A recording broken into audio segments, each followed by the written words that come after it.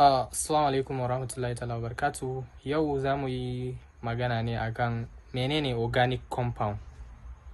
Idan aka ce organic compound, ana nufin duk wani compound, wani abu da ka sani wanda asalinsa an same shi ne daga plant ko animal. Wannan abun ana kiransa organic compound. Duk wani abu da ka sani an same shi daga plant or animal, it is called an organic compound. Ba lalle ba ne abun ya zama shi da kanshi yana da rai, to amma dai in dai asalinsa an same shi ne daga abu mai rai, to ana kiransa organic compound. Akwai misalai da dama. Misali, kayan nan da nasa, mun san an yi kayan ne daga wato auduga kuma daga ina aka same shi, sai a ce an same shi ne daga plant. To shi wannan kayan is a compound and it is called an organic compound.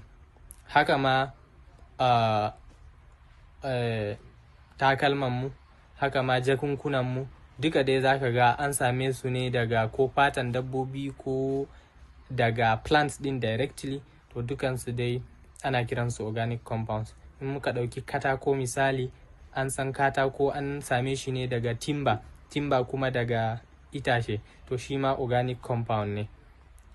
Kaya da muke sawa, sannan kuma da robobi, duk wani abu da ka sani, abu roba, ko na roba na plate ko na shokali ko na container ne, duka an same shi ne asali daga roba tree.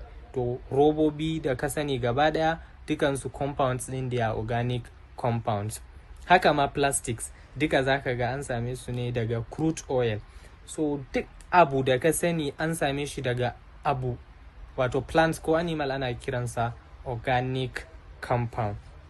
Idan muka duba kuma abubuwa da suke zagaye da mu, yawanci za mu ce 70% ma za a ga dukansu abubuwa ne asalinsu an same su daga plants ko animal, bi ma'ana su organic compounds ne. So wannan shine organic compounds a takaice.